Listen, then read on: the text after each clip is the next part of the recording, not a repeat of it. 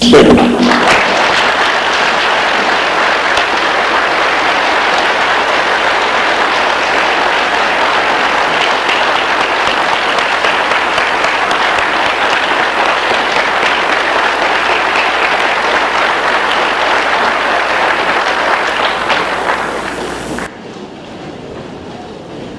lecture to you tonight is based on the book I edited in 1983, Blacks in Science, Ancient and Modern. But what I intend to do is a series of 3 lectures. Tonight I will deal with Africans and African Americans in the field of science and invention, and I will also touch on some of the latest researches and discoveries in Africa. When I come again in April, I will deal with Egyptian science, and finally in May, I will deal with Moorish science. One of the things that astonished me, I was invited by the National Aeronautics and Space Administration a week ago to be the keynote luncheon speaker to the scientists who are at the moment involved in a brand new program, because with the success of the new space probes, NASA is getting a new lease of life, and they seriously intend to send rockets to almost all the planets in our solar system, with the possible exception of Pluto, by the end of this century. And there are lots of ambitious projects, etc. And I was invited to keynote the conference about a week ago. And one of the things that astonished me is that even though you have there the most brilliant brains in the world, they are totally ignorant of what has happened in the past in terms of what Africa contributed to the science of the world. One of the scientists, for example, was speaking to me at great length when we were in the car about von Braun, how we took half of the Hitler scientists and the Russians took the other half in order for us to make the jump into space, because the Nazi scientists had gone further than anyone else in developing rockets. And that we had to build on that, and then afterwards we developed our own scientific program. But the great fear is that after major breakthroughs in science, we are at a situation in which they have become extremely afraid, because 1/3 of the scientific force has retired. These are men who belong to another men and women who belong to another generation, and they've reached a point now where they're not sure they can continue what they have started. In fact, so great is the fear, so desperate the situation, that they're now trying to build smart computers that will house the brains of the earliest scientists. By that is meant not the literal flesh, because the brain dies, you cannot capture anything by holding the brain itself, but to capture all the data. But not just simply to store that data, but to be able to activate it in such a way that not just the knowledge, but the insights of earlier scientists will be there. The computer will be able to make certain decisions based upon that knowledge, based upon those insights. I do not know if that is possible. That is where the machine really falls down, no matter how smart it becomes. It can only go a certain point and no further. That is why we really need the human resource. And one of the points that was made by the head of NASA at that conference is the recognition that the 21st century belongs to minorities, what they call minorities, okay? And that if we are to sustain our advances in science, it will depend on how many blacks, Hispanics, etc. enter the field of science seriously within the next few years. We are in such a position, we're receiving now 5,000 pages of data per second from outer space. We do not know what to do with it, because we do not have enough scientists in this country to process the information we're getting. In other words, we built these incredible machines that are going in all of these places, and they're picking up data, but they do not know how to deal with that data, because we do not have enough scientists to analyze the data. And I was very struck years ago in 1983 when I was flown to Cape Kennedy to witness the blast off of the space shuttle, the first space shuttle that was to throw a black American into space.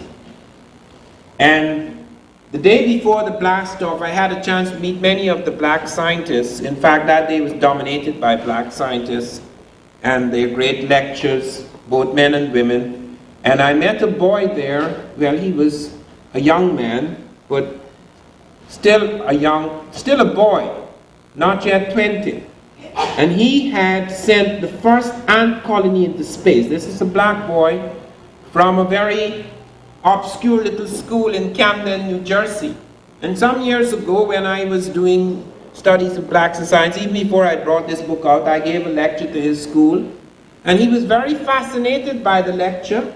And when I mentioned that the cargo bay of the space shuttle is open to amateur experiments, he took that very seriously and decided that he would find sponsors and that he would get his friends involved. Eventually, they actually sent an ant colony into space, the first ant colony to be sent into space. And now all of the people who were involved in that experiment, all the young men and women, have been given scholarships or help in order to pursue scientific careers. Whereas there was only about a 2 or 3% interest in science in that school, it grew to 52%. We have got to realize that we are entering in a world of incredible machines. In 1983 or 82, Bell Labs reported that that is the year 1982 when there were more computers on the earth than people. There are more than 4 billion computers on the earth. There aren't 4 billion people. So we're no longer in that sort of situation in which we can afford to ignore. There's some of us who have had a very unfortunate education, but as I pointed out in many descriptions of my own life, that my education was very unusual. Went right up and went right down. It went right up and went right down. At the age of 16, I was sitting the same exam. I was sitting my final exam. And then I sat it again at 17 and again at 18. I couldn't go any further because I couldn't enter university. In my country, Guyana, at that time, there was no university. Therefore, unless you came first for the whole country, that was it. You went to high school and that was it. Okay, it took me 10 years to get to university. I never entered university until I was 28. Most American students finish university at 22. So I didn't have any particular advantage. I grew up in the bush. Guyana is no bush, but I grew up in the bush. I didn't come out of that bush until I was 14, yet I had read every classic, major classic, Greek and Roman classic. It just happened to be around. I couldn't find anything to read, so I read it, and it didn't occur to me that there were people around who were reading things like Dan is the man in the van, and the cat sat on the mat. I never knew that they treated people in that way. Because there is nothing finer than the human brain at the very young age. We learn fantastic things because the brain is not finished. That's the only thing you're born with unfinished. It's not closed. Your brain is actually partially open. It may have a certain kind of soft skull around it, but the brain is not finished. The brain actually is not physically finished when you're born. You have to be extremely careful about that. Therefore, a lot can happen. Those early years are absolutely vital, critical years. That's not the years to start talking baby talk. Because that is the year where the fantastic computer, billions of years old, is spinning and waiting. Babies are not born vacant. You have to start filling them because they have this incredible machine that is ready to pick up things. And if you start playing with that machine and taking it for granted, obviously the baby is an emotional idiot. But not, there is a fantastic computer there waiting to pick up stuff. And those are very critical years. So nobody could say, unless they have a very extraordinary disadvantage, and I had extraordinary disadvantages. When I was 9 years old, I was dying. All of my friends died, with the exception of one friend, an American Indian. All of my friends died. We had a fantastic epidemic. The Anopheles mosquito attacked us. And when I was 9 years old, I had an incredible fever. It went up to about 106, 107. You cannot come out of fevers like that without brain damage. No way. I lost part of my memory. There are certain things I cannot do. I have no space direction. I cannot drive a motor car for a long distance without someone sitting beside me. I crashed 4 cars in 1971. I had to take one of them into the lake in order to cool it off. So talking about disadvantages, one has to be very careful about that, because while some of this is true, and it certainly is true here, there is no question about it that blacks the discrimination against blacks is so great that there is no question that they do not emerge with an equal education. But you do not stop there, because you have to supplement that education. There is absolutely nothing I have used in my books on African civilization that I learned in the university. I had the worst miseducation of the Negro. When I was 14, I was convinced that there were only 3 civilizations in the world: the British, the Greek, and the Roman. I never heard Africans had civilization. That was absurd. Nobody thought of that. I read Tarzan, and that was it. That was the African. And I was so grateful that the great white man Tarzan had learned enough of the apish behavior in order to protect his black cousins. And when the great South African liberal, as they called him, stated that the Negro is my brother, but he's my younger brother by several centuries, we felt so good that he could actually connect, even at a distant point, with us. We really believe we are the youngest people in the world.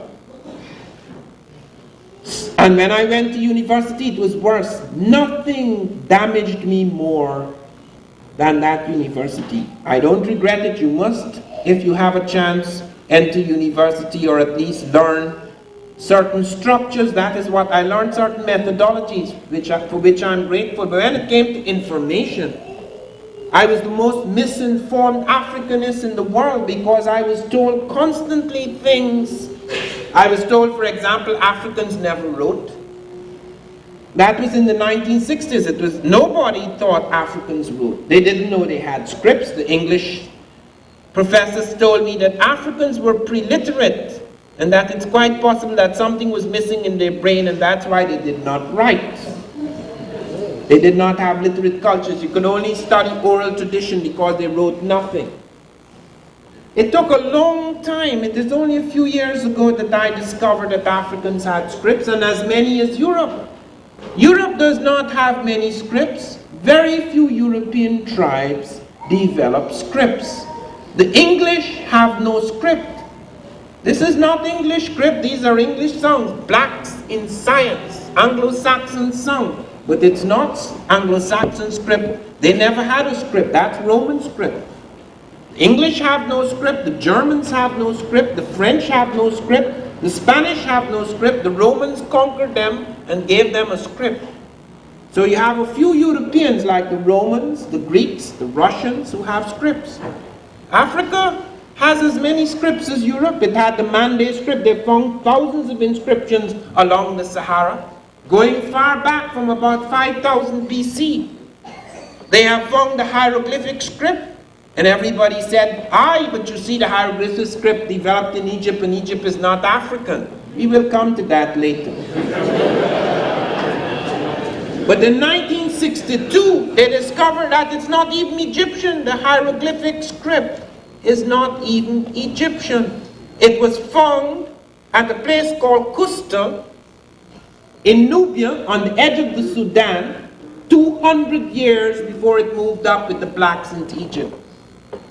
In other words, the blacks on the edge of the Sudan had already started using that hieroglyphic script, which was further refined and developed as the blacks moved up into Egypt. They found a dozen black pharaohs in Nubia, in what we would call Ethiopia, reigning before they moved up into Egypt.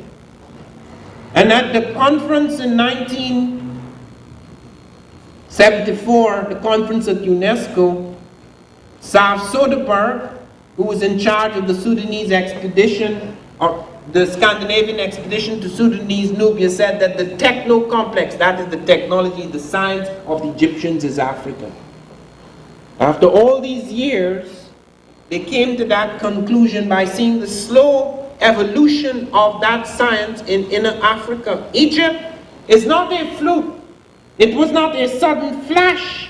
It grew out of, slowly evolved out of what was happening in various parts of Africa.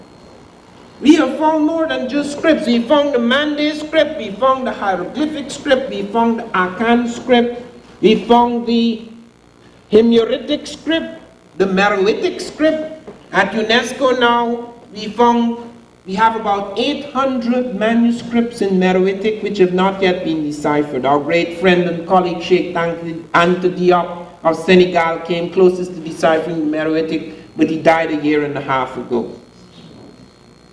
And now we have a very extraordinary African who will be translated for the first time. I have had two brilliant translators translate his work for the first time. Theophilo Benga, you will see him in the new book which comes out at the end of July, Egypt Revisited. He's a very extraordinary man. He's a master of ancient Egyptian, ancient Greek, Latin, French, Arabic, the Bantu languages, and more. And he, perhaps, may be the man to make that breakthrough.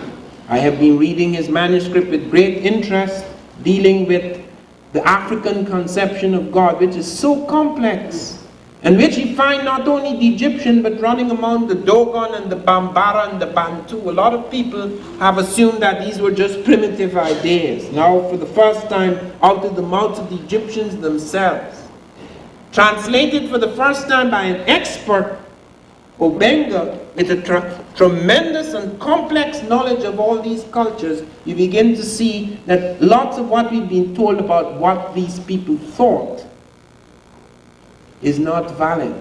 Their thought was far more complex than we had first imagined. But let me come to the question of first of the science in inner Africa. The scripts astonish us. For example, there is a script that actually traveled from Africa to the New World. That's very unusual because the slavers made sure that Africans were not allowed to speak to each other. If you found an Ewe here and an Ewe here, you split them. You have to have an Ewe, a Fanti, an Igbo, etc. You have to find people who are not speaking the same language, because if they communicate easily, they're likely to revolt. They made one mistake in Suriname. They brought a great number of people over to Suriname, and there survived what is known as the Faka script, which Dr. Urshel of the University of Suriname has identified as a branch of the Akan script. And I found in 1981, visiting the Saramaka, a large African community in South America, found them writing the Faka script. I did not recognize it as a script. I knew that many people had claimed that these were just drawings, just like what they have in the calabashes and the canoes, etc. But it seemed to be so systematic that I presented it to authorities, and we found that in fact it was a script, and it was a branch of the Akan script, who have both a drum script and a written script. Now the Surinamese blacks were one of the few people who defeated the Europeans. When they ran into the heartland of Suriname, the Europeans ran behind them, but found they could not defeat them. In fact, they defeated the Europeans. And the Europeans sued for peace, and the Africans said, if you want peace, give us your guns. And they gave them guns, and they were able to maintain the peace. We have found mathematical systems. We did not know there were mathematical systems developed among African peoples, and why not? Because at the university, we found, as I said, here were my teachers. They were all world authorities in Africa. And what were they studying? They were always studying primitives. All small-scale communities, face-to-face communities, until we've come to the assumption that that is the norm. The little village That is the thing you study. Now that may be largely true today. After the shattering of Africa, we must remember Africa is not an advancement in the past. Africa suffered tremendous cataclysm. We know what happened to the black hair. We know as African Americans what happened to us. We were transplanted. Our imagination was colonized. Our assumptions about many things have lacked continuity and connection with what happened before. So we thought that we were the only victims of this. And thousands of books have been written about the slave trade. That's old hat. But what happened to the African? The African has suffered a vast amnesia. This summer I'm going to speak to 3 universities in Ghana. I'm going to make it, I hope I will be able every summer to go to some African country to speak to its major universities. Because they have got to recover, as we have got to recover, these shattered fragments of our past. This is not just a romantic enterprise, this is an absolutely vital psychic and psychological necessity.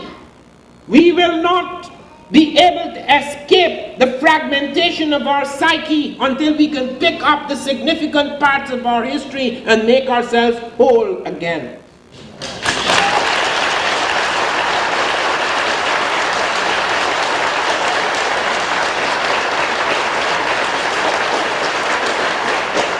And part of the tribal warfare that occurs in some places has to do with grossly unfair demarcations of people that occurred during the colonial period, and also the lack of a sense of a common history among many Africans who therefore think that we are Ghanaians and we are this and we are that and we are Nigerians and we are this and we are the Igbo and we are the so-and-so, etc. Those things come when you do not realize that in the high points in Africa, like in Egypt, etc., that these things became possible because of threads running from all over Africa. It is not a sudden thing. It's not a separate thing.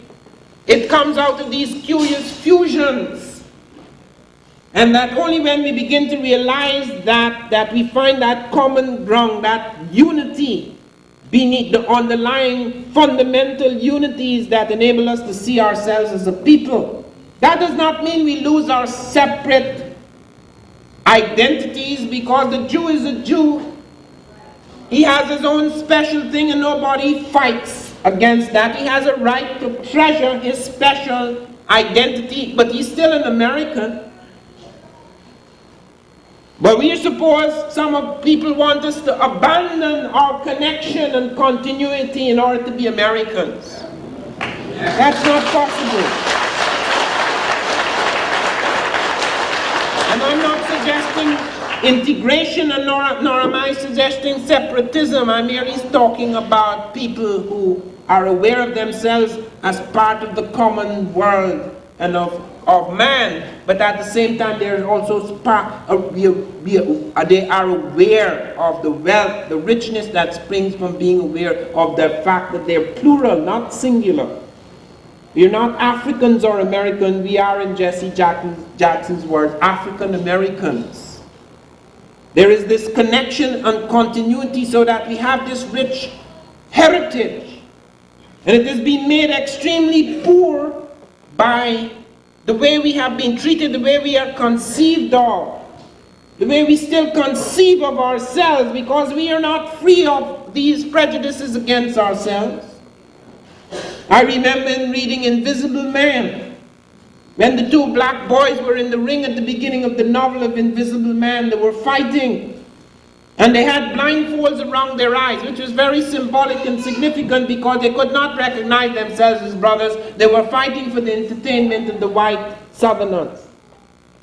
And because of a blow, the central character had his blindfold slightly shifted so that he could get a glimpse of the absurd reality of his situation. And he says to the other black boy, "Let's fake it, man. We don't have to kill each other. Let's fake it." And Tatlock, the other boy, said, "No, no, no. I'm going to beat the hell out of you." And he said, "Why? For them?" He says, "No, for me. Because there's no longer me and them. he has internalized their hatred of him, so that he has to project that hatred on his own brother. He participates in that consciousness, so that it's not longer a question of color. It becomes part of his world. He rejects himself. Do you know how many prisoners, every time I open my mail, half of the mail come from prisoners trying to rehabilitate themselves, realizing for the first time after they've been forced to give a lot of thought to what was happening in their lives, how much they really hated themselves. It's not just poverty that drives one to crime, it's also a poverty in their interior poverty, a deep sense of unworthiness that sustains one in the state of helplessness. And we find it even among people who have breaks. You go into the classrooms in the universities here, and you see people who've been given a chance to go to university, and they don't want to do anything. They don't want to do anything. They want to do the least possible thing to get the best possible grade, and they believe they're going to go out in the world in their ignorance and their mediocrity, and they're going to make it. And if they don't make it, the first thing they will say, oh, it's because they're discriminating against me, which is partially true. But part of it has to do with the fact that a lot of us, because we do not have a ground upon which to base our self-image, believe that we have, because of our disadvantages, that we are inevitably mediocre. And that is not true. Even the one thing I realized when doctors told me there are certain millions of neurons that have been destroyed in your brain. And I looked around me and I looked at people and the way they behaved and the way they thought, and I said to myself, even if I'm left with half a brain, you don't need more than half in this place.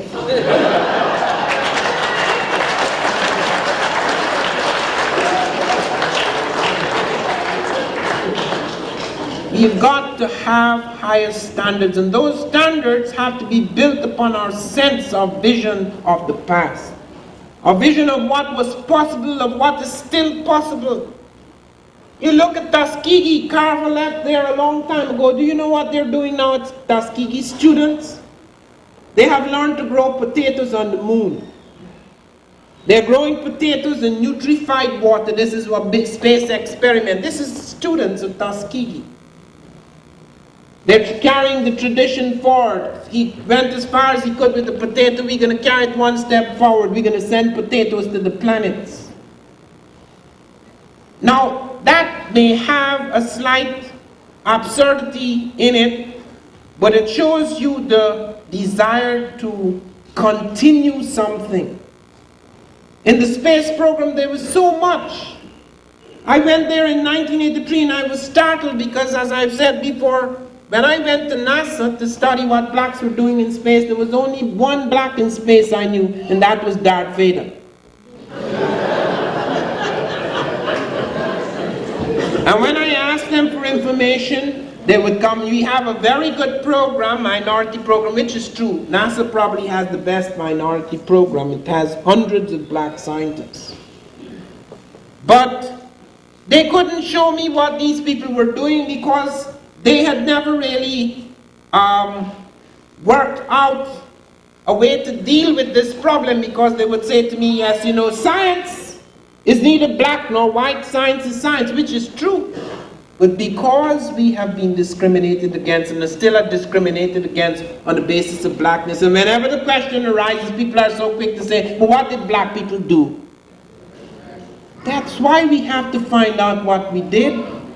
It was surprising to find that Dr. George Carruthers, a black scientist, had developed the most advanced space camera. He was the first person. His ultraviolet ray spectrograph, which was taken to the moon on Apollo, was the first camera to take a picture of this planet on the moon. A first camera to take a picture of our solar system from another body in space. Colonel Gregory, the first black to pilot a spaceship. Not Bluford, because Bluford was the first black American to go into space, but this was the first black to pilot the spaceship. And he was responsible for major inventions. He is our leading technical astronaut. He, for example, devised the micro-instrumentation landing system. And I had a chance to meet him at NASA, and I was very interested in that one because it affects the safety of our aeroplanes. He has developed a system where the computer locks the plane from the ground and brings it down safely whether the pilot is blind or drunk.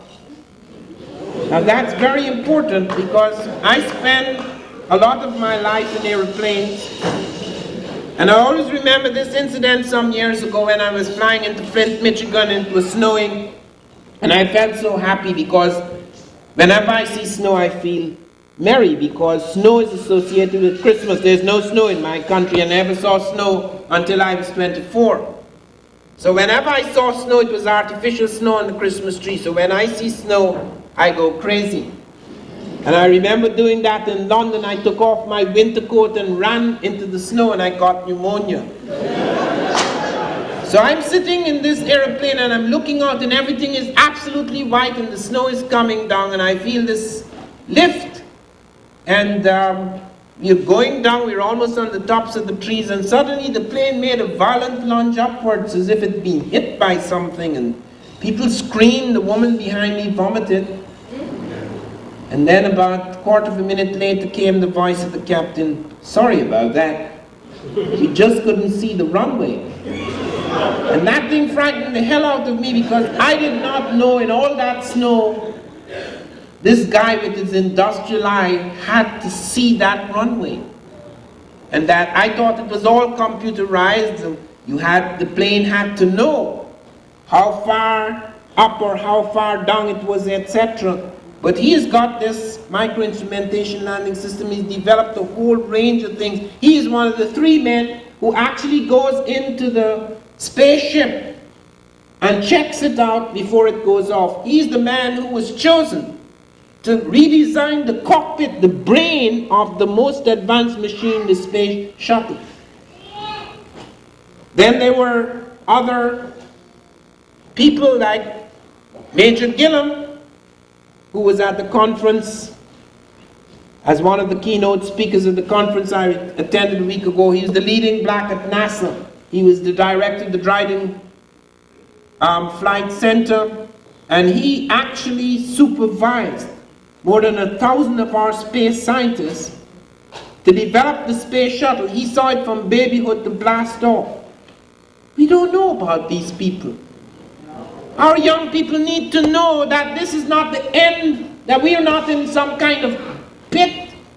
We're in a difficult situation, but it's not a bottomless pit. There are things happening, things that our people are doing we know nothing of. It is not just in the space program. You go in Bell Labs and you're startled by black genius. One of the most advanced things in telecommunications today is glass fiber light guides. Something thin as the strand of a human hair.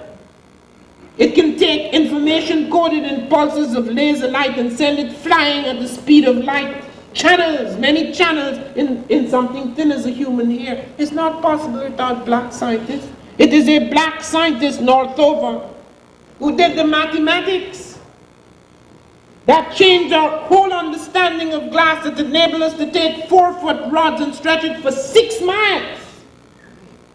It was a black scientist, Cannon, who went onto the streets in Chicago to test the glass fiber light guide. He was the man who was in charge of the team that had to develop all the tools in order to take those light guides onto the streets. And it was a black man, Al Richardson, who went with the cable ship, the Bell cable ship, and actually laid the glass fiber light guides on the ocean and wrote the first guidebook for the world to show them how to put that thing on the ocean floor. And he developed a laser alarm to let us know when it twisted and was likely to break so that it could be dealt with immediately. He had a laser alarm to let us know that information. All sitting in the same New Jersey, an obscure little state like New Jersey. These 3 scientists at Bell Labs, the largest private research facility in the world. Have you ever heard of them? You've never heard of Richardson or Canon or Northover? The foil electrics, the lapel microphones we use, they have foil electrics which are critical. The co-inventor of that is right in New Jersey, a black scientist, James West. He's sitting, there's a picture of him sitting in the anechoic chamber, the quietest room in the world. And he's been able to develop microphones as thin as sheets of paper, so sensitive that if you stand before them, it could pick up the beat of your heart. We don't know about these people. Our young people need to know about that. When they look on television, they see black men beating up black women. Those are the images. And that doesn't mean that it lacks authenticity. That happens all over the world. But why is it that's the only thing we see? When you see any great black film, you go and check it out. There's some brutalization going on. There's nothing to be proud of. How could I not believe that there was no civilization in Africa when there was no book that showed me that? There was no teacher that taught me that. There was nothing I could read or learn.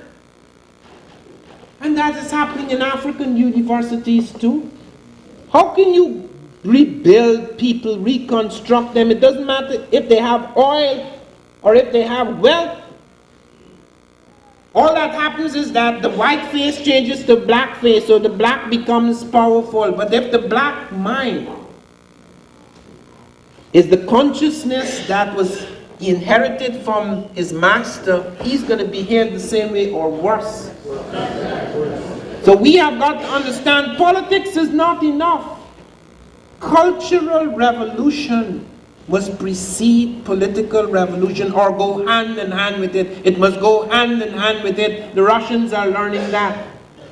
They talk so much, Lenin, about the democratic revolution, how it would be the masses the masses would have a voice. It would be the dictatorship of the masses of the proletariat. That's not what it turned out to be. After 70 years, yesterday or day before yesterday, it was the first time the Russians had a breath of a free election where they could actually speak their minds. What went wrong? Because the consciousness of that time, in spite of all the theories, etc., had been so heavily poisoned. Look at Nigeria, the same thing. We will do this, let us smash the British, and when we get the British out, we will do this and that. And they had marvelous opportunity, a population as great as Britain, with oil. And after a few years, you look around, you see, something never happened there. There was a rebellion, not a revolution. They seized power, yes. So there were black faces in power, but their minds were messed up. The colonization of the imagination, that was not over. They had seized power, so there was a surface thing, so they could make big stuff. We have won. Political revolution. There's no political revolution, that's a rebellion. A revolution involves a change of consciousness. And therefore it has to go hand in hand. It must go hand in hand with shifts in power. We have to train our young people. They have to be prepared. You do not take power unless you become responsible, because you will not know what to do with it.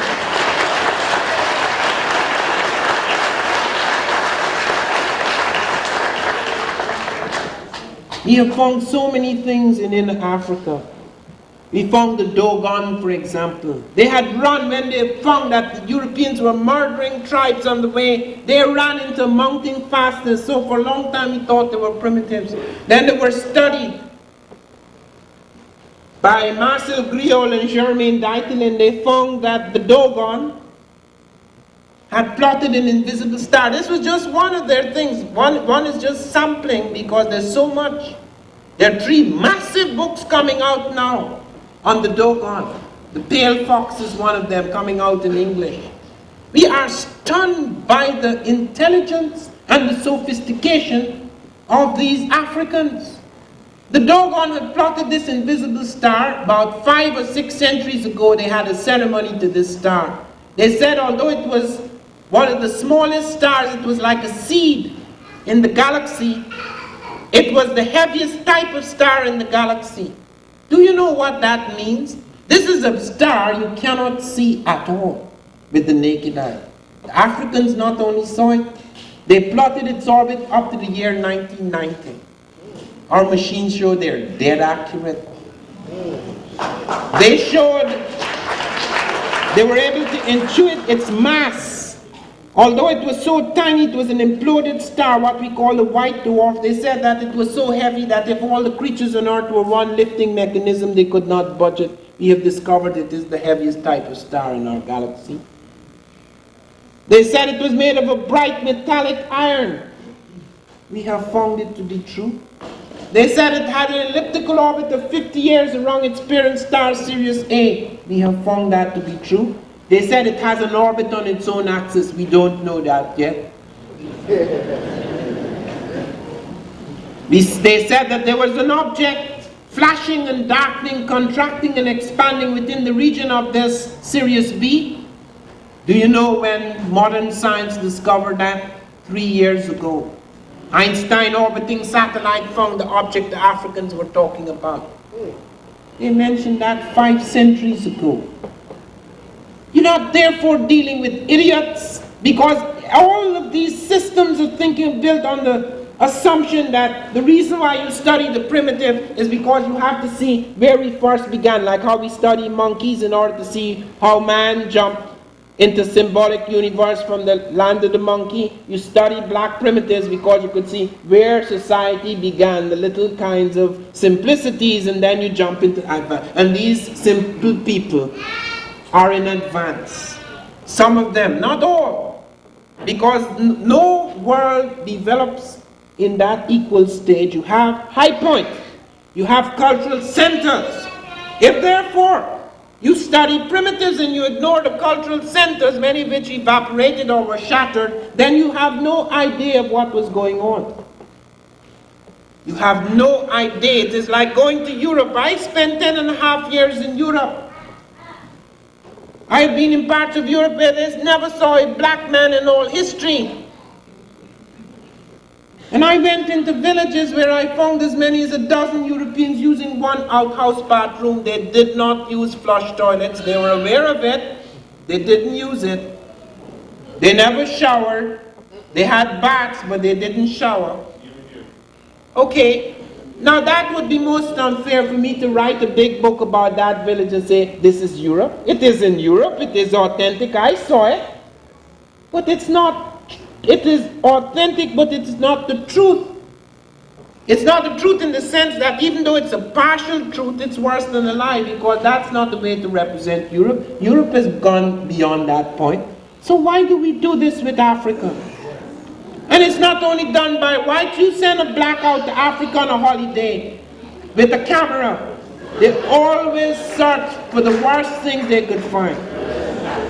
They don't want anything to be proud of. They're being told by Europeans, the African is such and such, the African is such and such. Therefore, how do I capture the African? How do I prove that I went to Africa? Let me get something like that. It's not a joke, it's dead serious. Because even though it is authentic, it does not give you a sense of the very best that was possible. They found mathematical systems as Lasky found it. Why didn't we find it? When I was at university, nobody told me the Africans had mathematics. Why didn't they find it? Because they were looking for it in the bush, and in the desert, and in the little village communities that didn't need it. When they went among large African communities that had existed, that had encouraged and promoted intensive and extensive trading with other countries, they found Africans had developed indigenous mathematical systems because they needed it. But if you didn't study the large group, then you don't find it. Just like they didn't find the scripts they just automatically assumed there were no scripts. And they assumed that about medicine. We've always thought that the Africans had some hocus pocus when it came to medicine, the little herbs here and there. That's not true. We find that they had vaccines long before Edward Jenner. Long before Jenner, the Africans had come upon the vaccine by puncturing the skin for beautification and identification markings, and they soon learned that you can introduce a germ in small quantity to build an immunity against the larger dose of the germ. Here in America, a slave called Onesimus told Cotton Mather about the smallpox vaccine because it had already been developed in Africa. There's a new stuff done on medical contributions of black women. Black women had brought medicine from Africa. They have a whole range of cures. We found tetracycline, a major modern antibiotic. We found tetracycline in Nubian. It was found in the bones of Africans 14 centuries old. They found the lowest incidence of disease among these ancient Africans because they were using tetracycline as an antibiotic. Do you know when we started to use tetracycline in the 1950s?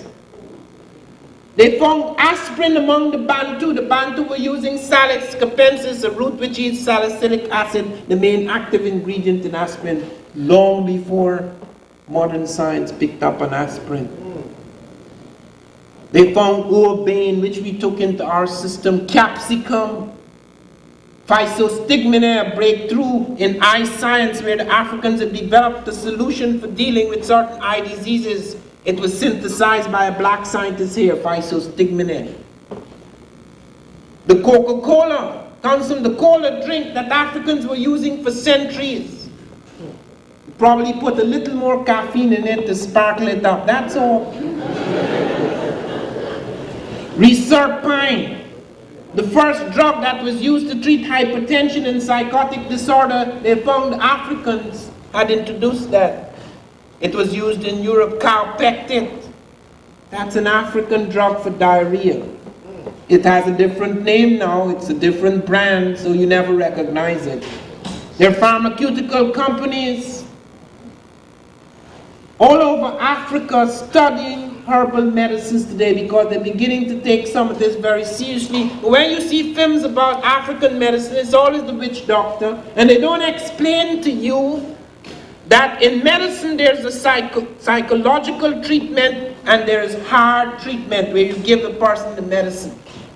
Now it's very important to have certain sorts of rituals which can assist in healing, because if a person thinks that they're being affected in a certain way, you can have a theatrical treatment which actually cures them. In addition to that, you can introduce scientific, a hard concrete medicine.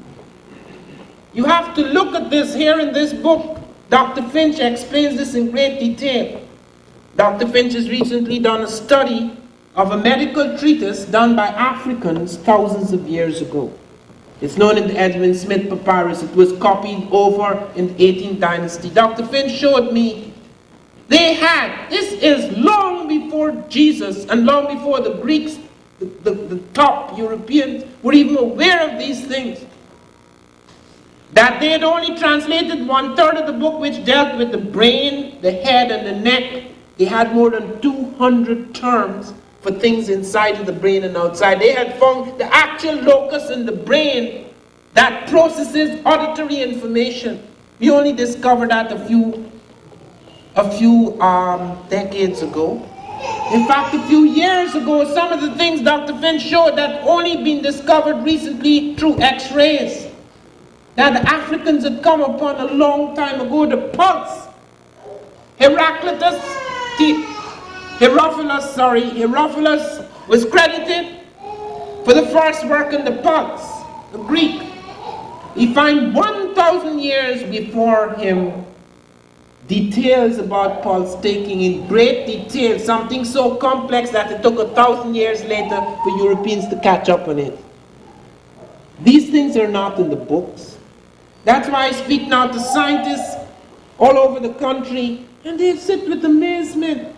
And you say to yourself, look, what is this? I'm not a scientist. Here are these specialists. How come they don't know about this? No, but because there is a deliberate, some of it is unconscious, but some of it is, if it's African, it can't be anything. So why bother with it? It's like I entered the lab. This is the only, it's a whole island called Plum Island in New York State. The only lab that studies exotic diseases of animals. I had to be sprayed before I went there, and I had to be sprayed after I came out, and they told me I'm not to touch any animal except the domestic cat and dog, which is familiar with our diseases. You can't touch any, you can't go on a farm a week after you leave that lab. And when I went to lecture, I saw on the map rinderpest originated in Africa. And when I gave my lecture, I said, I have to point out that rinderpest did not originate in Africa. It originated in Europe. It was taken to Africa, and it destroyed a lot of cattle in Africa. One of the scientists, he was well trained in this is his field, not mine.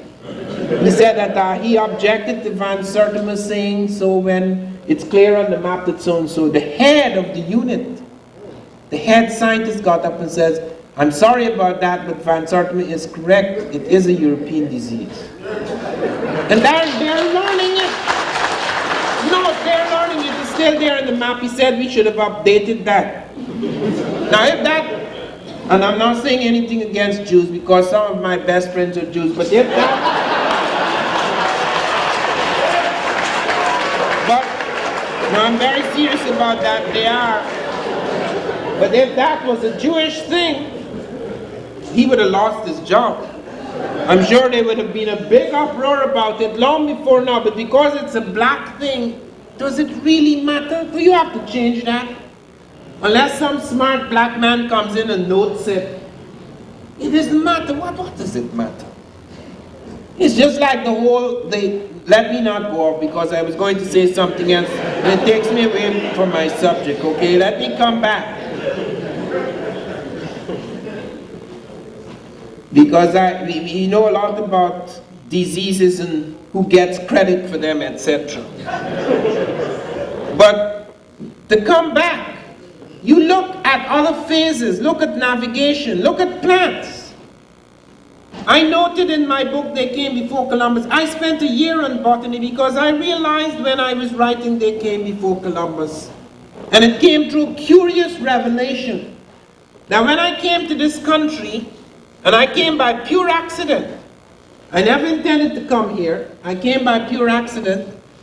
And I had been invited to Guyana by my prime minister. There was some literary conference there, and since I had written poetry and I had attempted novels, etc., I was invited as a writer. And when I was there, I met a good friend, Jan Carew, and he said, why don't you come over and visit me? I'm in Princeton. And I said, Jan, you don't understand. I've been without a job for years. I give a broadcast every week.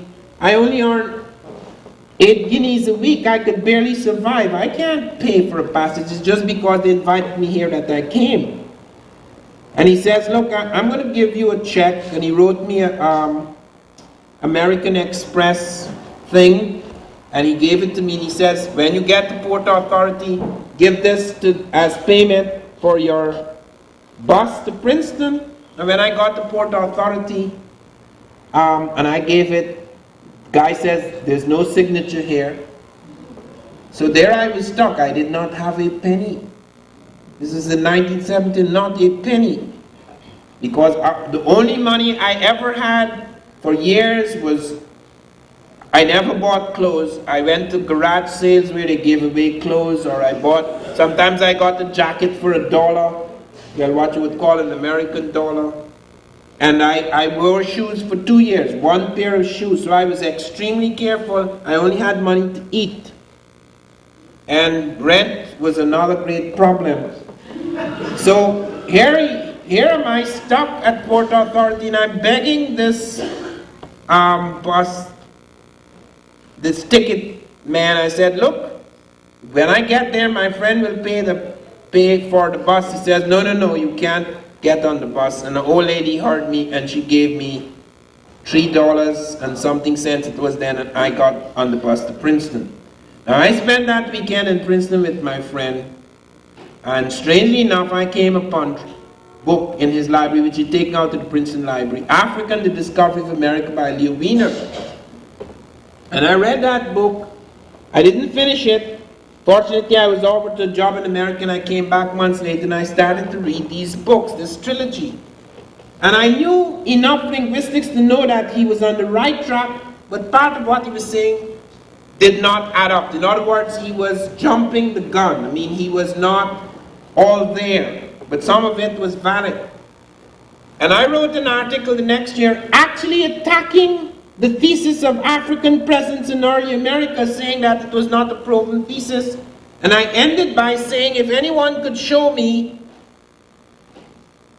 one head with African features clearly and unmistakably African, then I would begin to believe and to take this seriously.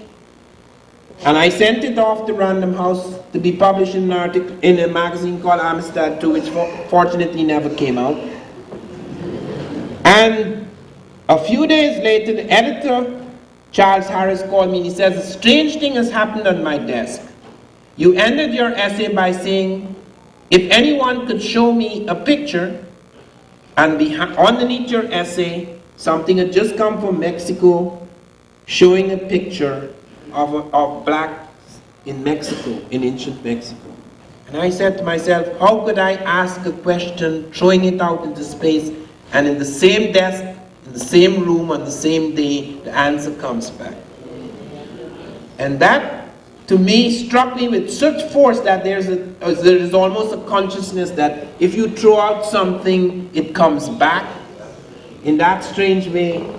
And I began to realize that there was information in the world, but you could not, all the books had been so written that you had to really go through all of them, thousands of them, before you could find the bits and pieces. It is like if Africa was a shattered diamond, an exploded world, and that there were things all over the place, and that you had to really search through all the disciplines to find them. You take the case of botany. They found in the lab in America, when they took the two cultivated cottons of America, Gossypium hirsutum and Gossypium barbadens, and they put it in the lab, they got a shock. They found that 26 chromosomes, 13 were African and 13 were American. Now these are ancestral cottons. They were here 2,000 years before Columbus. Long before that, 2,000 years before Christ. And they couldn't understand how could the African cotton, a domesticated cotton, cross with an American ancestral cotton 2,000 years before Christ. Now, nobody knew then about plant domestication in Africa. They did not know the Africans had domesticated plants along the Niger. They did not know that the major plants in Egypt all came out of the Sudanic agricultural complex. And in fact, that many of the plants that they were thought were Asiatic were later found to have come out of Africa, that they were mere variants or mutations of African plants. So that really shocked them, and the man who discovered that, Stevens, he said, well, perhaps it floated from Africa by itself to America. The contempt for the African was so absolute. Obviously the African can't move, because he's a primitive. You see how the study, once you concentrate and you get one type of African, and you think that that constitutes the African, everything is affected. So he set up in his lab a tank in which he tried to simulate the salination, that is the saltiness, and the temperature of the Atlantic, to see if the cotton could float by itself from Africa to America. The cotton sank after 2 weeks. Wouldn't give up the experiment. He said to himself, perhaps it will sink below the current, but it will remain submerged, clinging to driftwood, and come to America. In the 3rd week it died. So he had to abandon that. And then Proctor, another botanist, suggested birds flew from Africa to America with the cotton. Now you know, As we know today, we discovered it only 3 years ago, that the one man on the earth who's traveled more than any other man is African man. They discovered, for example, that in Europe there are no Europeans until 55,000 years ago. The only people in Europe were Africans. The Africans were not only in Africa, they were in Europe. That came out of 3 laboratories, 3 major labs. It came out of Oxford, the most conservative. It came out of Hawaii. It came out of Berkeley, where they discovered that Africans were not only the first people, there were no people but Africans.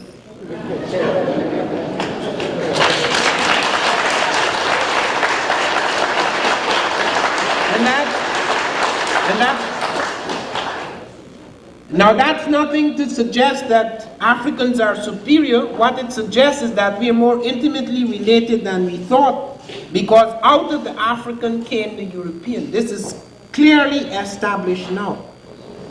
They can actually track it back. They can track it back in the blood. They can show from the analysis of polymorphism, DNA polymorphisms, that about 55,000 years ago, the African began to lose his pigmentation in the ice of Europe. It took about 10,000 years on the extreme conditions where he could not assimilate the little sunlight that was available to him without shedding the pigmentation, which was so critical to deal with ultraviolet radiation in the tropics. So that this has nothing to do with superiorities or inferiorities. Those were ecological imperatives that occurred in various places, and that the Asiatic came about as a result of mergers between the stabilized Africoid type and the type that mutated in Europe. In some cases you have the Africoid. There's 100 million blacks in Asia today. If you want to see the evidence of that in the faces, read African Presence in Early Asia.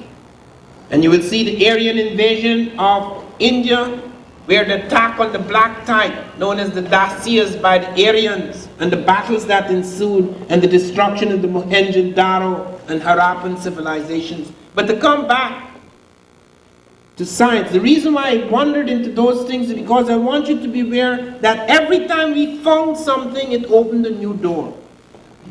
And as you enter the new room, a new door opened again. We began to discover all sorts of things, that plant domestication had occurred, and that it had traveled to America because there was navigation.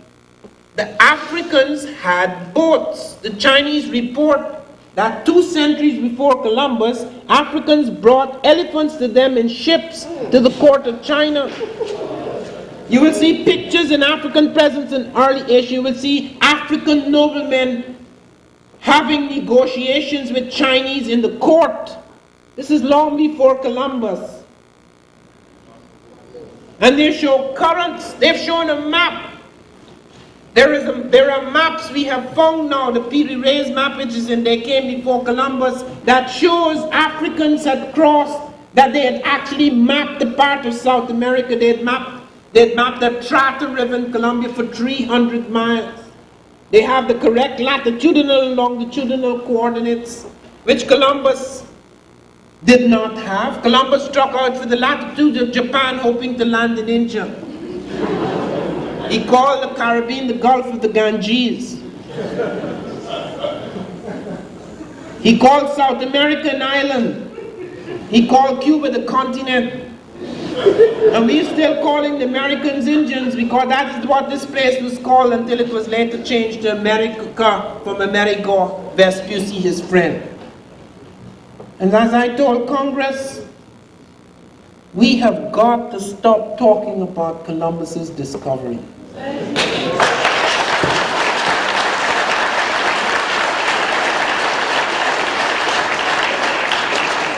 Because it is very contemptuous. Not only is it contemptuous of the Native American, it simply is not true. Because as I said to them, I'm not the first person to suggest there were Africans in America before Columbus. Columbus was the first person to suggest it. He actually says so.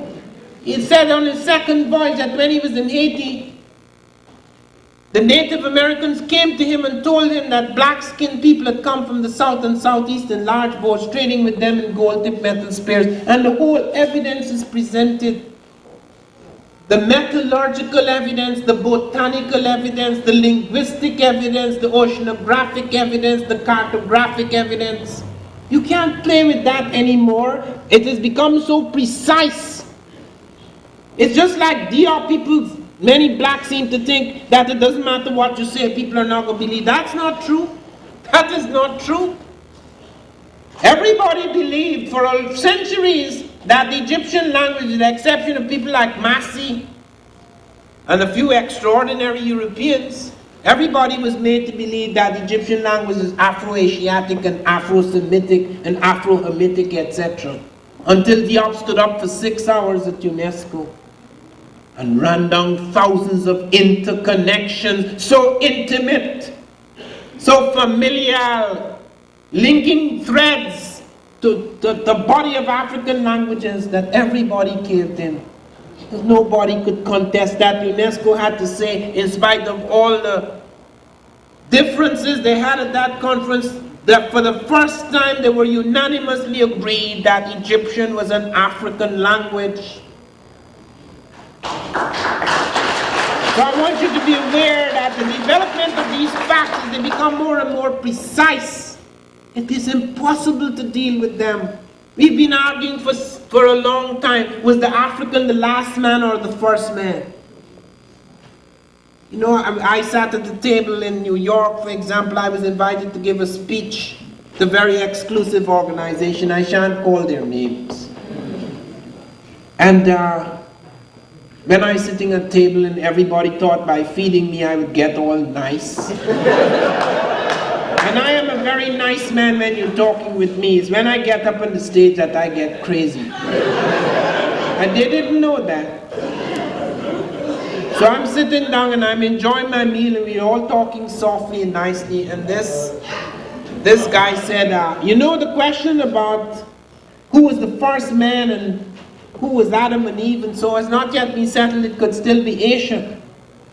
And I said, we have to stop this nonsense. I mean, this has been going on far too long. I mean, with all that we have discovered now, and my voice rose, I stopped eating. With all we have discovered now, you could still dare, he was my host, you know. You could dare talk about Asia as the home of man when they have found so much skeletal material establishing beyond the shadow of a doubt that it is Africa millions of years before Asia.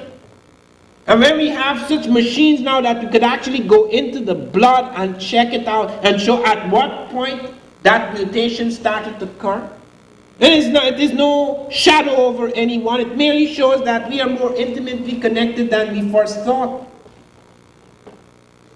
And he started to tremble and so forth. And I looked up. Everybody was uncomfortable. And I looked up and I saw his wife smiling quietly. Nobody noticed that. He had probably been beating her on the head for years. I don't mean physically, but I mean so proud of his opinions that she'd never had a good chance, and she was so happy that I was with. She gave me some extra ice cream.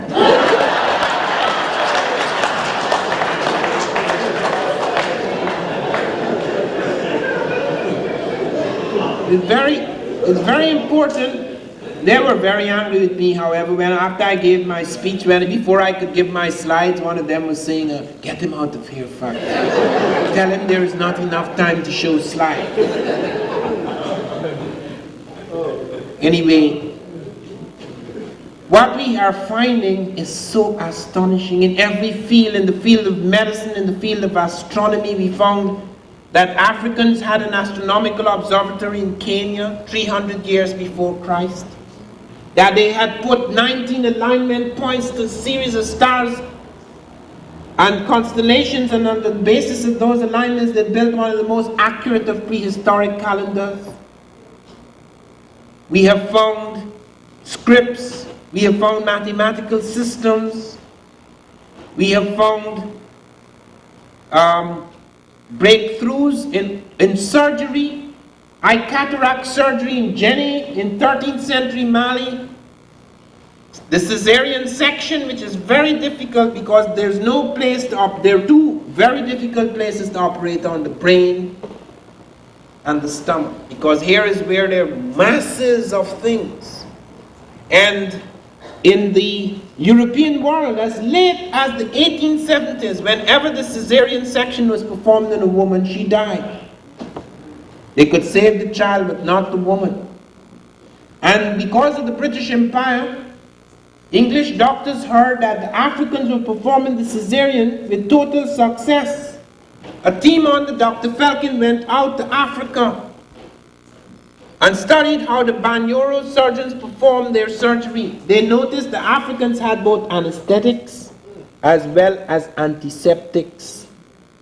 Now that was very unusual, because Lister had only introduced antiseptics 2 years earlier in his operating theater. Many European doctors did not realize that death lay at their fingertips, that you couldn't just wash your hands with water. You had to have a sterilizing solution, otherwise after the operation, no matter how skillful you are, your hands will kill the patient. That after you close the wound, the germs from your fingers will tear her to pieces. They found the Africans had their sterilizing solution. These are the savages. They studied how they collapsed the abdominal wall. They studied with astonishment how the Africans had mastered the use of the cautery iron. They could take hot irons and stop internal bleeding almost instantly with minor tissue damage. They studied how they stitched. They actually drew the stitches and brought it back. The cesarean section was performed with far greater success afterwards. You never hear those connections later. Nobody talks about them because we have not been in charge of history before. We never had any say in it. We were just told things and we took it for granted. And it is only now we're beginning to make that probe, but we're not alone, because scientists from all over the world are beginning to bring a new dignity to African science by finding things that had been ignored for centuries. And here in America, and I want to close by pointing that out with great force. The story is not finished, because in so many fields we find the African American has made breakthroughs. In the Caribbean, what made Britain and France such powerful nations in Europe was the sugar in the Caribbean. Who was the man who built the machine that could take cane juice and turn it into sugar crystals? It's black. No, but really you, who came here to the United States. Who built the first machine to mass produce shoes? Jan Matzelega. Who lubricated the machines at a critical stage in the machine age? Developed something that could self-lubricate the machine. Elijah McCoy, whom we call the Rail McCoy, not even knowing the Rail McCoy is a black.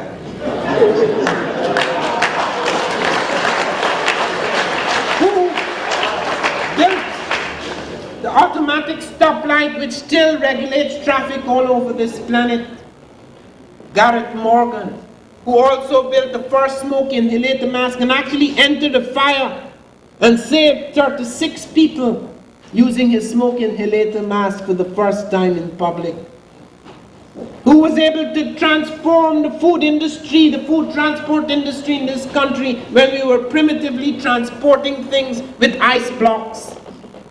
Who refrigerated our trucks, introduced portable refrigeration in the trucks so as to save the food. Who gave us induction telegraphy. Who was able to change the harpoon, producing the movable harpoon that literally doubled and made safe the whaling industry across the world. Lewis Temple, a black. And who gave us light?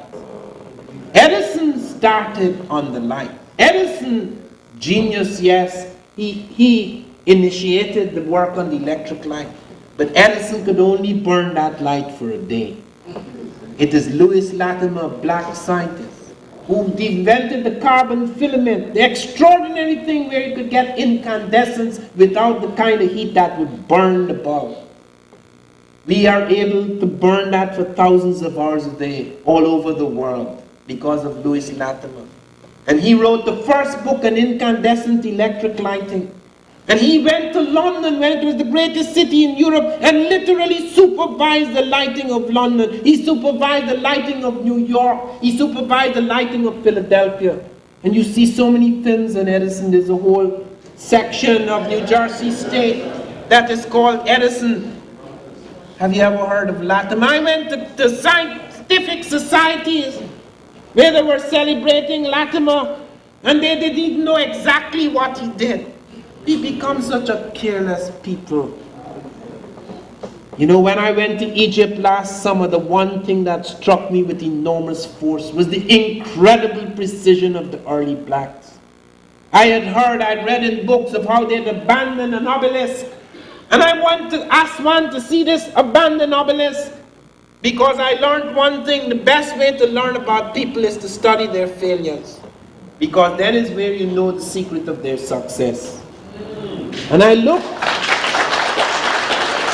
at that incredible obelisk to find the flaw, the microscopic flaw. Why did these people abandon an obelisk? It must have taken incredible, those quarries, you look in those quarries, you see the standardized blocks of stone. And you want to know what kind of black people were this, who could cut through granite, who could restructure mountains. You go and you see those mountains, they rip it, cut valleys through them, cut rooms right into the heart of the mountain. They couldn't be doing that with stone tools. They couldn't be doing that with bronze. As Diop, the great physicist, showed, the bronze would break. They had to have developed something more. They had iron. And he showed that the iron they found the Egyptian world was an advanced type of iron, that they were not in merely the Bronze Age, though they may not have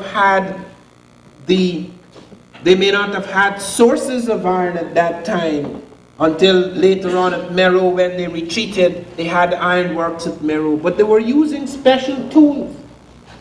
Because when I looked down at that thing and I said to myself, my God, how could they cut this thing? You touch it, you see the incredibility of this thing. Look at the Japanese. The Japanese are supposed now to be the smartest people in technology. Do you know they went to Egypt to build a pyramid? A small one. Using the methods they believed the early Africans used. Didn't work. So they went further. They started to use their technology. They couldn't do it. They could not do it. They abandoned it after using millions of dollars. That's the modern technology. When the Russians had finished building the Aswan Dam, and there were two teams rushed down to save things the Africans had built, they couldn't move. The cranes broke down. They couldn't move some of the objects the Africans moved. They found pictures showing that Africans had developed something they could throw on the ground that would immediately turn it smooth as glass. Mixtures that they could roll these heavy objects over. They looked at those pyramids. Do you know what it is to have built that pyramid? It is half of the height of the Empire State Building, but it takes up 12 blocks of Manhattan. No single building on earth has ever been built like that. They say it has so much stone that if it were cut into 1-foot cubes, it would circle 2/3 of the belly of this world. That is what these people were involved in. Let us go back in consciousness to these people, because this is a light that burns forever. They're the only people who've been able to preserve themselves until today. You go and you look at some of those mummies, you're not allowed to look at them anymore. We have pictures of some of them. The beautiful African princess, Anutawi. You could still see the grain of her black skin. You could see her teeth. You could see her eyebrows. You could see the texture of her hair. She's thousands of years old. No people on earth have been able to preserve their dead like that. No people have built anything that has lasted so many centuries. If it had all disappeared, then we have an excuse. We didn't know about it. We didn't know what our ancestors did. We did not know anything. We could not correct ourselves. We could not redeem ourselves. We could not make ourselves whole again. We have no excuse. It is there. It stares to us now.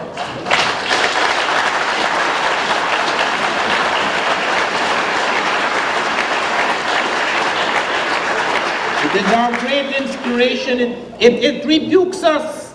How can we continue to accept our mediocrity when we have come out of ancestors who would abandon a slightly flawed rock because they wanted to be perfect, as near to perfection as was possible? Because the Egyptians believed that the world was still constantly being made.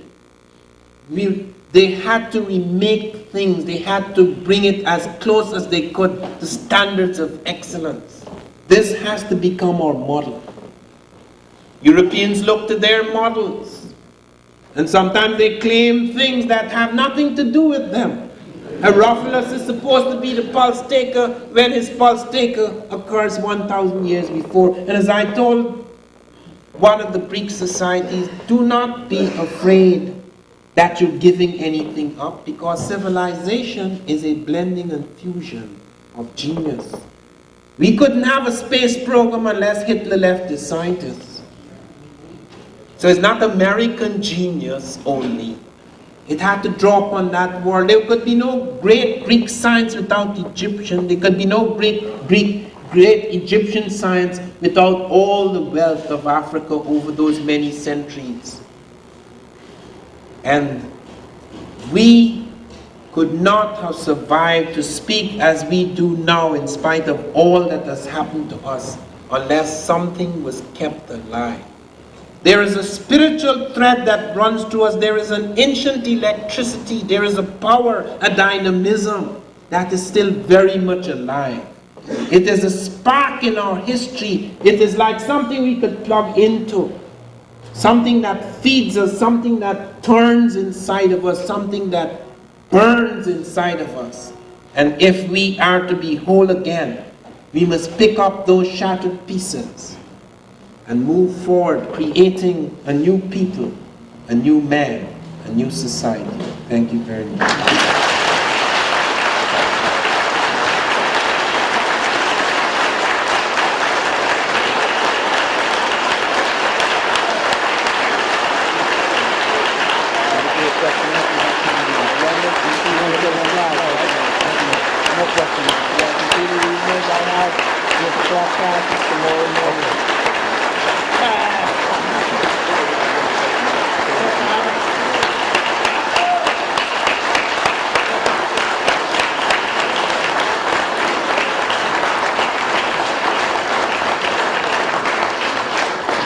Professor Ivan Van Sertima.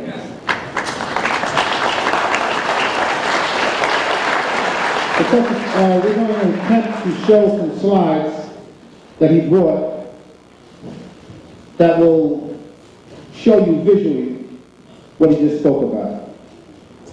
But as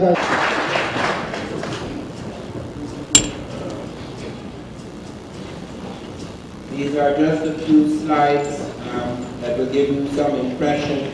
All of these are found in this book and much more. This is something that was found in Tanzania, along the lakes of Tanzania, where they found that Africans were smelting steel 1,500 to 2,000 years ago. It was thought at first they were merely smelting iron, but when they found the slag from the machine, they found that it was the finest bloom of carbon steel, and that it achieved temperatures of 1,850 degrees centigrade, which is 200 degrees higher than anything achieved in Europe until the 19th century. And this was done just after the birth of Christ, or at the most modest date, about 1,500 years ago, about 500 AD. Next.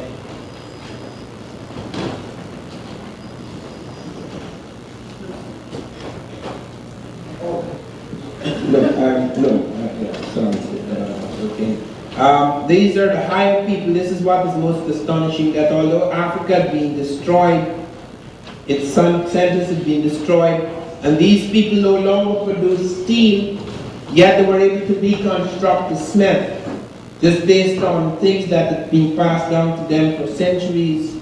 We found an astonishing thing like that happening during the last war, when Africans did not have any iron because of the problem of transporting iron. They went back, some of them went back and started to produce a fine iron based upon things that they had done before. One of the astonishing things about this too was the fact that they were producing it in a single stage process, whereas in Europe, even as late as the 19th century, carbon steel was produced in a two-stage process, which was inferior to the African process. This is at Namawatunga in northwest Kenya, 300 years before Christ, where they found Africans had built an observatory, an astronomical observatory. This is the Dogon plotting the orbit of Sirius B, an imploded star which is impossible to see with the naked eye, plotting its orbit right up to the end of the 20th century, up to the year 1990. This is the oldest evidence we have of a number system. This is known as the Shango bone, found in Zaire, the Congo, 8,500 years ago. It's 8,500 years old. This is from Zimbabwe. Africans built a civilization in Zimbabwe 800 years ago, and this is one of the walls of the great enclosure. An attempt has been made to destroy it, and it was found to be the most remarkable constructions in stone ever built outside of the Great Wall of China. And they could not understand how Africans could have built it, so they said the Portuguese built it, the Arabs built it, the Phoenicians built it, the Chinese built it. And none of the prototypes of these buildings have been found in China, Portugal, the Arab world, or in Phoenicia. And it's recently been established that the Shona have prototypes of this. Here is the conical tower in the royal enclosure. When this was finished, you could stand in the top of the royal enclosure and see the slightest movement of a trader or a merchant 30 miles away. This is the Caesarean section drawn by Dr. Felkin after observing it among Africans. This gives you some idea about early boats. This is a building block for expansion and extension techniques. Here are dugouts in Africa holding 3 camels aboard ship. The dugout was a mere simple building block because, as they showed, there were a range of other ships in Africa along the Niger and the Nile. Along the Niger, for example, they have sewn plank boats. They have boats as sturdy and wide berth as the Carthaginians. They have boats that are like the boats of the Egyptians, the papyrus reed boat.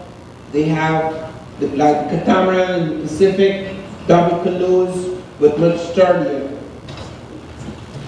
This is a ship that was used 1,000 years before Christ. This is used by the Swahili on the Indian Ocean. There was such a respect for African shipping that the Mughals of India made African people the cities, admirals of the Indian Ocean, because of the respect of their shipping. And the Chinese put Africans, most of the Africans in charge of the pearl diving industry because of their respect for African diving and knowledge of the water. The Chinese, as I said, report Africans bringing elephants to them in ships 2 centuries before Columbus. This is the boat that Africans used in 1969 to cross the Atlantic.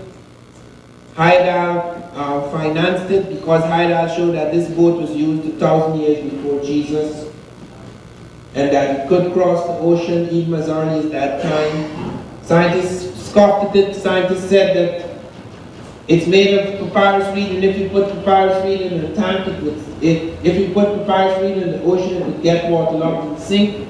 And they tested it in a tank and it sank. And Haidal said if I took a piece of the Queen Mary, which is made of iron, it would also sink. So that it was tested on the ocean in 1969 on Abdullah the Jibrin and the Paduma people, and it crossed the Atlantic right up to Barbados.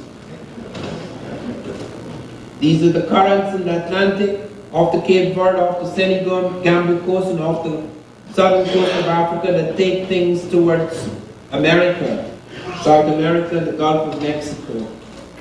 Shows you the latitudes of those currents. The most extraordinary map found in the ancient world, a map which could not be drawn by Europeans. It was found in 1513, but it could not have been drawn by Europeans because Alvarez Cabral did not get to South America until 1500, and no Europeans had mapped the Amazon. They had not mapped the Trata River. This map shows in detail 300 miles of the Trata River. It shows the correct latitudinal, longitudinal coordinates between the African Atlantic coast and the American Atlantic coast. It shows parts of the Caribbean islands. It shows the Gulf of Mexico. And it starts from where the currents start off Africa. It was found in Egypt, Cairo, in the Sackline of Alexandria. This shows you how Africa was connected before it was shattered, how you have riverine connections and caravan connections that move from Cairo all the way down to parts of the Atlantic. This is the Pyrenees map again. This is the map found in 1513 in the Sackline of Alexandria, going back hundreds of years. This is something I found in the Virgin Islands, which turned out to be a script at St. John. This was verified as the Dalton Crescent script, the Tiffinac branch of the Libyan script, by Barry Feld, the department, Barry Feld from Harvard and Department of Antiquities in Libya. It reads, plunge in to cleanse and dissolve impurities. This is water for ritual ablutions before devotion. It's found in the Caribbean. It predates Columbus. This is Jan Matsalega, the shoe lasting machine. The first machine to mass produce shoes, which we still use. It was known as the niggerhead machine. This is the graphite lubricator developed by Elijah McCoy, the first introduced into machines, the first machine that could self-lubricate. This is Granville Woods, railway induction telegraphy. He was responsible for 35 major inventions, Granville Woods. This is the first machine to make sugarcane juice into crystals, white sugar crystals. This was developed by Norbert Review. The machine is still used today with slight variation. This is the first removable cooling unit, the first portable refrigeration introduced into trucks, which transformed the food transport industry in this country. Frederick Jones responsible. This is Louis Latimer, and this is his invention, the carbon filament, which was to transform the lighting industry across the world. This is one of the black scientists who worked on the atomic bomb. 6 black scientists helped to develop the atomic bomb on Einstein. This is Dr. Lloyd Portman, who's now dead, whom I interviewed in Chicago some years ago. He's not only responsible for that, he changed U-235, uranium-235 into uranium-238, and set the basis for the development of the first nuclear research facility in this country at Oak Ridge. He also invented the diamond window, which was a new way of looking at certain things in the atmosphere which could not be seen with the normal eye. He also was responsible, the first person to suggest that you could synthesize blood, but he was not allowed to continue with his invention. Now the Japanese are ahead of us in that. Well, the Japanese have started to synthesize blood, but his funds were taken away from him. He was also responsible for combining various compounds and producing new gases and compounds in the world, things that had never occurred in nature. As he pointed out to me, if something was made of 3 molecules, 1 above and 2 at the bottom, he could take one and move it to the bottom, or he could take one completely out. He could transform the structure, molecular structure of matter, and thereby was responsible for major breakthroughs in linking things that were never linked before.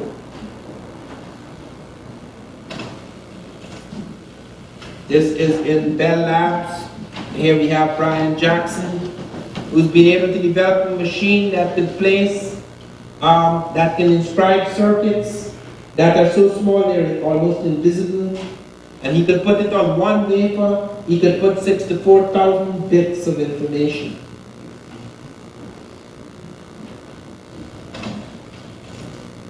This is glass fiber light guides, thin as the human hair. Here is one of the chips, which smaller than a postage stamp can carry thousands of bits of information. The glass fiber light guides I talked to you about, where Canon, Northrop, and Richardson are responsible for some of the major breakthroughs in this glass fiber light guide industry. This is Jesse Russell, and I don't understand his mathematics, but he's involved in doing something very extraordinary here, where he is building a smart data terminal, which is to be used for network management. These are the glass fiber light guides.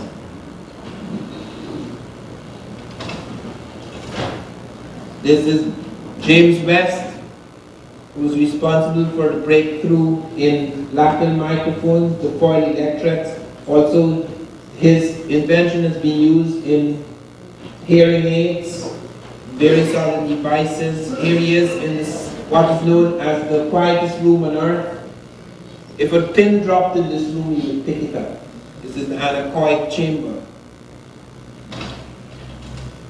This is him here with his electron microscope at Bell Labs.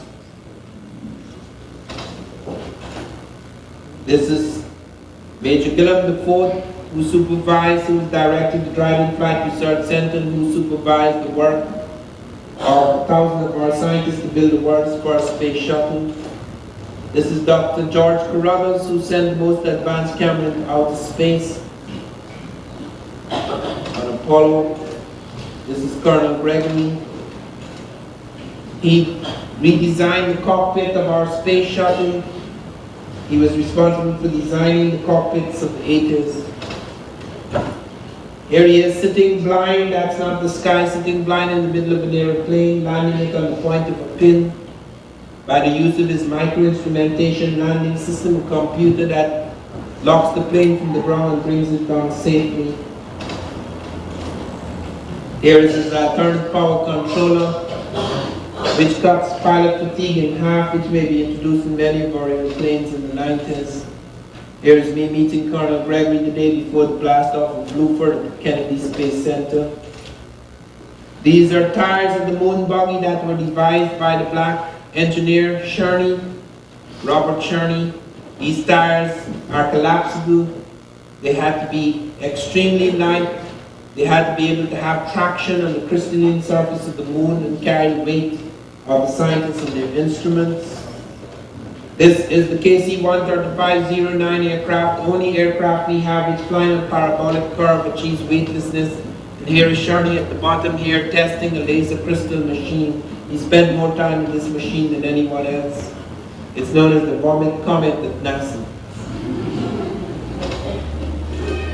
And this is a Hispanic from Brooklyn. She, along with the black American, Dr. Long, are responsible for major breakthroughs in our space medical program. We have, when we go into space, it's an incredible experience because space is not just the green world. All the colors of the world, all the colors in the spectrum are in outer space. It is an unbelievable experience, and because you achieve weightlessness, you could come out of your spaceship and you could somersault in the air, you could swim in the air, you could walk in the air. But it also means that because you're weightless, you have other physiological changes which are very difficult to deal with. For example, you may sit down in your spaceship and when you come down on Earth, you find you can't walk anymore. You have to train yourself to walk. This is what happened to one of our early scientists. He eventually, I believe, committed suicide. He never recovered his balance. This does not happen now, but involves a new space medicine. We, for example, developed a machine. Dr. Collins and Dr. Long developed a machine which quantifies yoga. In 6 weeks, you can learn to tell your heart go down. You can tell your blood pressure go down. You can actually train yourself to deal with what we have come to accept in Western science are involuntary muscular and nervous systems. So this is very important. When you're in outer space, blood could come from your legs and float up into your head. All sorts of strange things, so that you have to train yourself before you go out into that strange world. This is Dr. Patricia. No, that was Patricia Collins. This is Phyllis Darden. Christine Darden, sorry, Dr. Christine Darden. She's in charge of hypersonic research in our space program. She's a very extraordinary woman because she has taught us how to crinkle the bubble. There are waves that come out of the wings of airplanes as we fly faster, and they create an enormous bubble which, when it bursts, explodes eardrums and windows for miles around. She's taught us how to reshape airplanes so that we can crinkle the bubble and deal with what is known as sonic boom factor. And here, finally, this is me some years ago when I was at the space program. I'm giving a copy of my book, Blacks in Science, which came out that same year.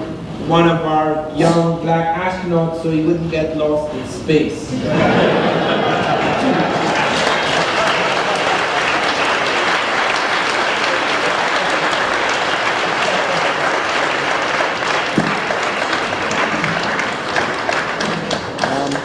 Now, I am very sorry that I have classes at 8 o'clock tomorrow, and I'm leaving 2.5 hours from here. So I will be most grateful if you keep your questions for the next time. We will be returning here on April the 19th to talk about Egyptian science, and I will be quite willing to entertain questions. Dr. Ivan Van Sertima. Just hold 1 minute. Hold 1 minute. We came in unity, let us leave in unity. Just hold this spot 1 minute. Now, the secret to our success is going to be for us to be unified. So let's not all run to the door at one time. And I would like to say to you, Dr. Van Sertima's books is on sale here. His tapes are on sale here. If you're interested in the videotape of tonight's lecture, you see Minister Clemson Brown or see me, I'll give you his phone number and how to get in touch with him. Also, for those of you who haven't eaten your dinner, the sisters downstairs kept the kitchen open. If you want to go down and take something home for you, especially sisters who don't feel like cooking tonight, stop on your way down and take a home dinner with you. But before we leave, I want to say to you, I want to thank you from ACO, from the members of ACO, from the House of the Lord Church. I want to invite you back here next Wednesday. Especially, I'd like to invite you, if you wish to come on Sunday morning to our services. And I'd like to say to you that there's several people in this audience who I admire, who was pioneers in organizing lectures like that. The sister sitting right here, Sister Miriam Francis, who's a great artist and sculptor. There's a brother way up there in the balcony, Otto Neal, one of our great artists. I always point these people out because we need to support them. And whenever we see the shows on our streets in the summertime, support these people because they work very hard to put out their work. And I want to say to you, thank you again. Stop downstairs and have a meal. And before we leave, say, in unity, there is strength. Now say it like you mean